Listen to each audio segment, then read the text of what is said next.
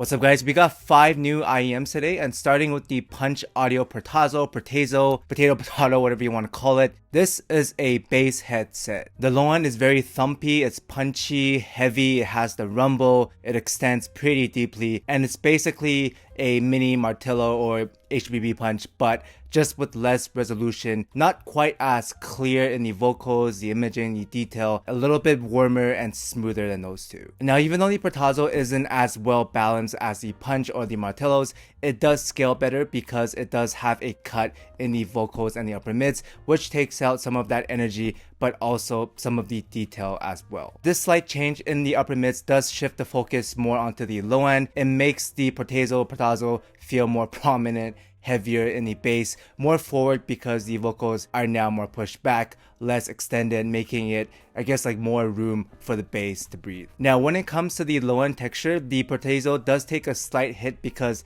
it's not as quite resolving and quick in the decay as the Punch and the Martillos. Basically, you're trading off some balance and technicalities for better scaling and just more low end quantity. Like, the low end is still good, but it doesn't feel quite as, I guess, high fidelity resolving in the bass reverb, which if you're a bass head and you want to slam your brains out, the Portazo might actually be the better pick here because it scales better. You can just crank it up a lot more than the other two. These are also $140 cheaper than the Martillos and $260 less than the HBB Punch. So value wise, as a bass head, it's pretty solid, but outside of this bass head vacuum, the Portazo does fall short compared to some of the other sets at around the same price, like the Super Mix 4, the Nova Chopin. Those are all cheaper, more technical. Even the EG280s, which are like $80, right? They're better balanced. These are just kind of average or sometimes even below average depending on what you're comparing to. But compared to some other bass heads or bassy IEMs, the Portazo sits above the 7Hz Diablos, around the same as the DEUCE, but for a little less when it comes to the pricing. The main difference is that the DEUCE is going to be more sub-bass focused. It's better with the vocal clarity, the instrument separation, whereas the Portazo is like full in both the mid-bass and the sub-bass. It has more slam, it feels a little bit warmer, has more treble air and micro nuances, but less clear in the vocals and the layering. So depending if you want like a more sub-bass vocal sound, go for the DEUCE. If you want something more all-rounded, a bit more better in the treble, go for the Portazos. Then versus the Diablos, the Portazo is basically a slightly more V-shaped and exciting version of that, a little more dynamic, less warm, I guess less dark than the Diablos. It has more detail extension in the treble, feels more open, less, I guess, like thick in the overall sound. It doesn't scale as well as the Diablos because of the slightly sharper imaging, the vocals, the treble, but overall still plenty of headroom for volume cranking, and just a slightly more fun version of the Diablos. Tip-wise, I'm using the stock black ones. I think these strike a nice balance, but if you need more energy, you can try the Asa Origins, the Clarions, or the Divinus or the Final E's if you want more bass. Lots of headroom to play around. I would just watch out for the shallower fit because you might need to go a size up when it comes to the tips, or like a wider tip like the Divinus wides. Genre-wise, the Portazos are really fun for hip-hop, rap, EDM, pop, K-pop even, J-pop even. Some of the energetic stuff work pretty good on these because of the amount of bass and upper mids cut. Basically, any track with a lot of low-end elements are gonna work well on the Portazos. In terms of scaling, I can get around like 80 dBs on most songs. Even some K-pop tracks, like energetic ones, can get to around like 70 dBs because it does have a lot of bass and the cut in the upper mids, which helps smoothen out a lot of the energy. Although some genres I would avoid would be busier like rock and metal tracks because the vocals can be a little bit recessed. Sometimes they're a bit harder to hear in the tracks with just a lot of like instruments blending together, and the Portazos could be a bit too warm, a bit too bassy with the low end separation not being quick enough for the guitars and the drums. And same could be said for like classical instrumentals. They don't quite have the shine, clarity, and layering capabilities. Overall though, these are a bass centric set and they do the bass part well. Don't expect the Portazos to be, you know, meticulously balanced and technical. It scales good, it's fun, it has lots of punchy bass, dynamic, engaging, rumbly. The slam is there, and I would recommend it on sale as bass heads for bass heads. And the only reason I say on sale is because the 7Hz Legatos exist. The OG 100 bass head kings, you know, they are half the price of these on sale. So value wise, the Legatos are gonna be slightly better. Yeah, they're not as smooth and refined as the Portazos. The 6K peak can be a little bit sharp on the Legatos, but sound-wise, they share a very similar bass head DNA, with the Portazos just being a little bit more matured version of the Legatos. Which is why I think a good range of the Portazos to me would be around $150 on sale, giving it around like an extra $50 premium over Legatos, which I think is more than justified given the upgrade. But moving on, we got the new KIWIEARS Orchestra 2, and these are a clean, clear, neutral, and well-balanced set. It's more technical than the Orchestra LITE, as well as the most recent unit of the Orchestra LITE that I got, which is a V-shape now. I don't know what's happening with the unit variants there, but the Orchestra LITE that most people refer to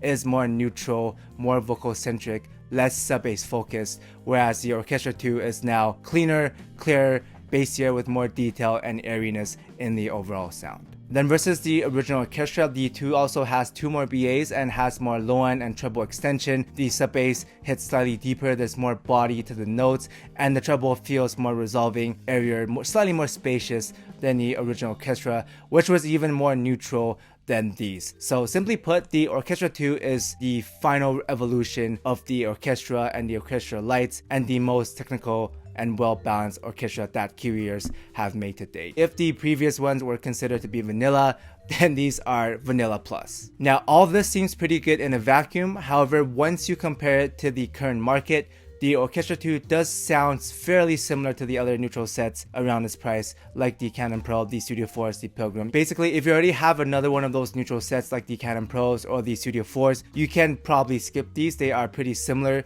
But if you don't, here are some more comparisons. Starting with the technical performance, the Orchestra 2 sits around the same as the Canon Pros and the Studio 4, which means it is a solid performer. It's well layered, it has clear instrument separation, the low end is tight, quick, the transients in the bass is very well separated, well controlled.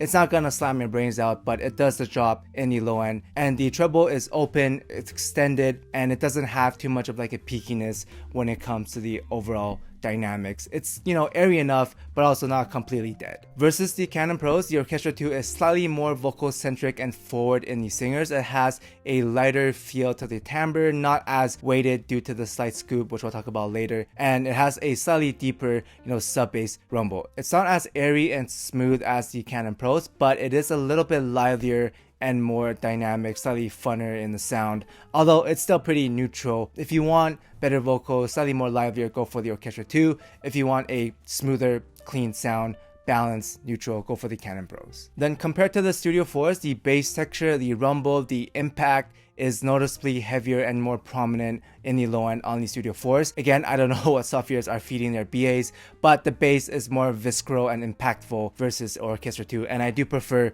the bass on the Studio 4s a lot better. And vocal-wise, the Studio 4s feel a bit fuller, more natural in the timbre because it does fill in the scoop, but still gives you the extension in the upper mids. And because it is less boosted in the air, the Studio 4 doesn't feel as soft and light. On the other hand, the Orchestra 2 does feel cleaner with better clarity and separation. The vocals have a sweeter and lighter tone to them, as well as the sense of air and soundstage feels a little bit more spacious because of the scoop plus the extra air from the treble. Basically, if I wanted a neutral set with clean vocals and the best bass, I would go with the Studio 4s, and if I wanted a neutral set that has the smoothest and airiest treble, I would go with the Canon Pros. And then lastly, if I wanted a neutral set that has the best clarity and separation, that would be the Orchestra 2. Now, as for the slight scoop around 200 Hz, this isn't a huge issue because the upper mids gain on the Orchestra 2 is not very sudden and peaky. It's not boosted near Harmon, which just means you won't feel the scoop as much because the change in the dBs is not as drastic, for example, versus the variations. Now, would I like the Orchestra 2 to be fuller in the low end? Sure, but for the sound that it's going for, which is a clean, clear, serene tonality, this works with the overall tuning. However, if you are a bass set or if you want meat and thickness of the sound, if you just like bassy IEMs, the Orchestra 2 isn't a set for you. It's sonically not on the same wavelength. It just doesn't have the meat, the quantity that you're going for. Like, you're better off with the T Pros, Estrella, the Hype 4 Mark 1s. Which is why I also wouldn't really recommend these for hip hop, you know, rap, jazz, anything that excels with more mid bass, more low end. This isn't the set for that. I would also avoid energetic K-pop and J-pop because the low end can feel a bit thin and shouty in the vocals. There's not enough fullness or meet to balance out the energy on those tracks. And the treble peak can be a little bit sudden on some of the more energetic K-pop, J-pop stuff with a lot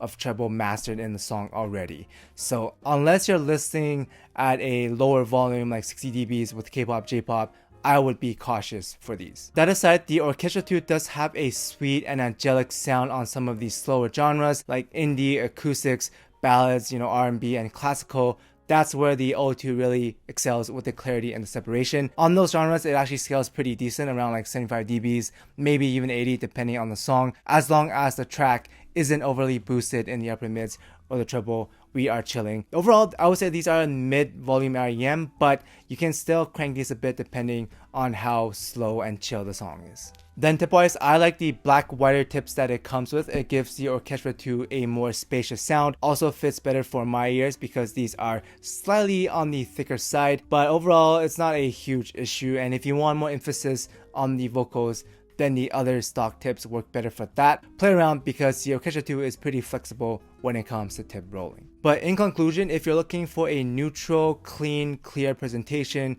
with a slight rumble in the sub bass, then I would recommend the Orchestra 2. It's priced well, undercuts the Canon Pros and the Pilgrim by $50. It also comes with a pretty solid interchangeable cable, great build and design, and I really love this case because like this thing is built like a tank. Like I think the bottom might be metal because it's like very sturdy, basically a more compact version of the Legato case, and just a very well built case. So if you want Vanilla Plus, give these a shot. But moving on, we got the TANCHJIM FOLA next, and these are basically the same as the Origin and the Fission. I don't know what TANCHJIM is doing, but if you already have the Origin, you have the Fission, you have the Nora, you have the 4U, they sound very similar in the tuning, almost identical. Main difference is that these use the same drivers as the Origin and the Fission, and then the 4U and the Nora uses a slightly, I guess, worse, quote-unquote worse driver than these, but not a huge difference since they're all single DDs and they are tuned very similarly. The overall sound on these are well balanced. These are an all-rounder that has a more mid-bass emphasis. It's not really warm or bassy, but it's less sub-bass focus, has a fuller tone, it's natural, it has a smooth treble extension, but the vocals pop enough. These are pretty good from male vocals, just like the Nora, just like the Fission, just like the Origin, just like the 4Us. And the main difference would be the tips. If you use the treble, it smoothens out the sound more. If you use the bass tips, it makes it slightly more dynamic in the treble, but again, not a huge difference. Maybe with the bass tips, slight bump in the tech over the other stuff, but not a huge difference. The overall build, aesthetic, unboxing, packaging, accessories are slightly better than the Nora and the Fission, but when it comes to sound, it is not worth rebuying or just upgrading, because it's not really an upgrade. I would say side grade at best, if not pretty much the same sound. This is probably gonna be a maybe if you can find these on sale for around like 150, maybe less than that, 130, because the Fission goes on sale for like under 100, so maybe like a $30, $40 premium over the Fission because it is built better. The accessories are better, but value wise, I would say 4U, Fission, Nora much better when it comes to just bang for your buck. Next, we got the HIBY or HIBY, whatever you want to call it, the YULA. These are actually pretty decent. The build is pretty nice. The fit is very comfortable for me. Like, it's very flat. You can probably lie down on these. Cable is also pretty good for the price. These are around $50. You get like a sturdy cloth cable, which you usually see at around like $100, right? Overall accessories build pretty decent. The tips it comes with are the clear tips, also pretty solid. The sound is, I guess, not as, it's still good, but it's more of like a older slight V-shaped sound. It's mid-bass centric, has a slight dynamic, slight pop in the vocals, all-rounder, engaging enough but also not completely smoothed out.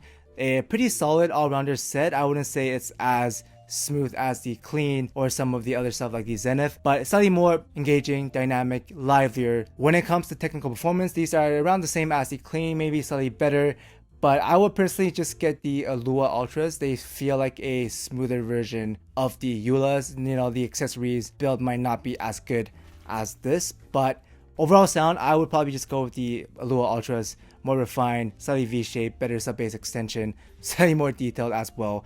So I would say get these on sale because they are still pretty decent. Slightly peaky in the vocals. They don't sound too good on energetic K-pop and J-pop because of the peak and the slight boost in the vocals at around like 1 to 2K. But aside from that, it works for most genres, just that the pricing might be a little bit high depending on how much you can get the Allure Ultras for, because those go on sale for like 30 bucks. So I'm gonna say these are still worth it on sale for around like $25-30. Then lastly, we got the TANGZU ASLA collab, the Noir Blanc, and I really wanted to like these because it looks very cool. The cable is a very nice cable. Overall build, unboxing, tips, selection, very good. It's just that the sound is very outdated. It's basically a shoutier version of Harman 2019. It doesn't work very well for most genres. Like, these only sound decently good with very, you know, laid back, pulled back ballads. So like acoustic, piano ballad, vocal ballads. Anything else is just gonna get too shouty, too energetic and sibilant when it comes to the upper mids. It is very boosted. And then the low end is also not filled in enough. The treble extension is also not there. So it just makes the upper mids pop out like extra emphasize, extra forward in your face, which especially on K-pop, J-pop absolutely destroys your ears. The technicalities are actually decent. It's got good clean separation. It has a lot of details in the vocals. It's slightly behind the Super Mix 4, but it's just that the upper mids are just too shouty. It does look very nice. The cable very nice. Case also very nice. It's a very niche vocal set, and even as a vocal set I probably wouldn't fully recommend it, because at around $200 you can get a lot of other stuff like the TANCHJIM Force. You have the C Audio Yume ones, you know, classic vocal benchmark. I don't know what's going on with TANGZU, but hopefully they can retune this, as well as the Fruitoverse 2. So far these two have not been a very good sounding IEM. I would probably pass on these unless you can get these for like, I'm gonna say less than $100, because you know the cable is still good.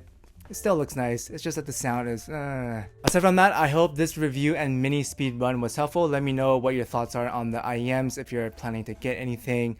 But yeah, thanks for watching guys, and I'll see everyone in the next one. Shout out to Dom Q, Rox Cat, B Urac, Disco Scaldus, Walker Standard, Patrick, User, Contain Guava Juice Gains, Mr. Gorillas, Polly J, Gis Sang Young, Christopher Jackson, Henry Claudia, Son of a Horse, 777ZK, Wizard, Obi, Treble Extended, Frickalicious, Ricardo, Tapasar, Choco Norris, Shrimp Bacalet, Tomat, FKSRG, Cousin Fat Fat, Julius Phillip, Dead Riddle, Bilha, Nico, Addy, Michael, Trackstar, LL here, Shuri, Ryan, Raphael, I am J-Rack, Ori, June, Hakase, Torcog, Affinity, EGC, Raj, Chimika, Javir, CB952, Gilbog, Ocean 219, BC Knight, AK131, MN Gelato, Wad Joe, Yan Yan, Unbounds Armatures, Vitor Kent, Variah Q, Tuna, Edward Yu, Robert McLean, Polar, The Surgeon, Rock Guy, Drave Gaming, Chef Bonky, Jar X, Samuel, and John Simmon. Thank you guys so much for the support.